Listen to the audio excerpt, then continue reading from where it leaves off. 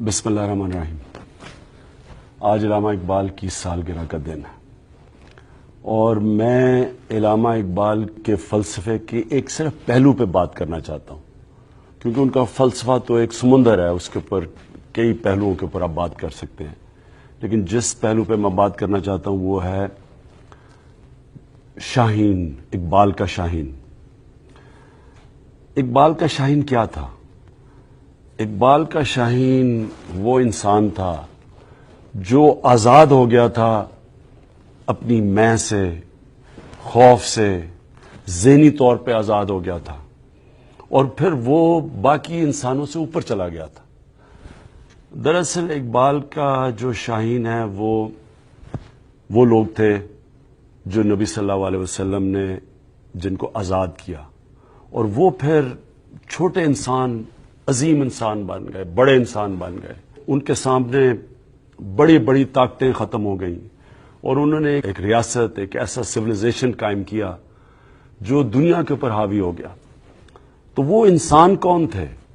وہ انسان وہ تھے جن کو اقبال شاہین کہتے ہیں، جن کی سوچ بڑی ہو گئی، اپنے اندر سے باہر نکل گئے، جو انسانیت کا سوچنا شروع ہو گئے بجائے اپنی ذات کے۔ انہوں نے اپنی خوف کی زنجیریں توڑ دی، بے خوف ہو گئے، اور وہ انسان عقل کی غلامی سے بھی آزاد ہو گئے۔ اب یہ عقل کی غلامی کا میں ذرا آپ کو سمجھا دوں یہ ہے کیا۔ مثلا جو پہلا انسان دنیا کے سب سے بڑے پہاڑ پہ چڑھا تھا اس کا نام تھا ایڈمنڈ ہلری، اور وہ دنیا کا سب سے بڑا پہاڑ ماؤنٹ ایوریسٹ پہ چڑھا تھا۔ اس سے پہلے جس نے بھی کوشش کی تھی اس پہاڑ پہ چڑھنے کی، یا وہ مر گئے تھے یا وہ فیل ہو گئے تھے، ناکام ہو گئے تھے۔ تو اگر ایڈمنڈ ہلری عقل کے غلام ہوتا تو وہ نہ چڑھتا، کیونکہ عقل تو یہ کہتی ہے کہ اگر کوئی نہیں چڑھ سکا تو وہ بھی نہیں چڑھ سکے۔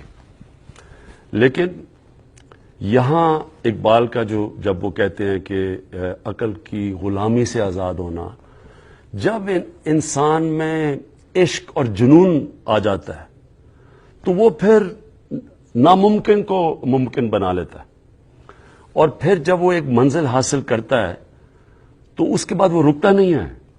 اقبال کا جو شعر ہے کہ ستاروں کے آگے جہان اور بھی ہیں، پھر اس کے بعد وہ اگلی منزل پہ جاتا ہے، اور پھر وہاں پہنچ کے اس سے اگلی منزل پہ جاتا ہے، اور وہ ہوتا ہے اشرف المخلوقات، اللہ کی عظیم مخلوق۔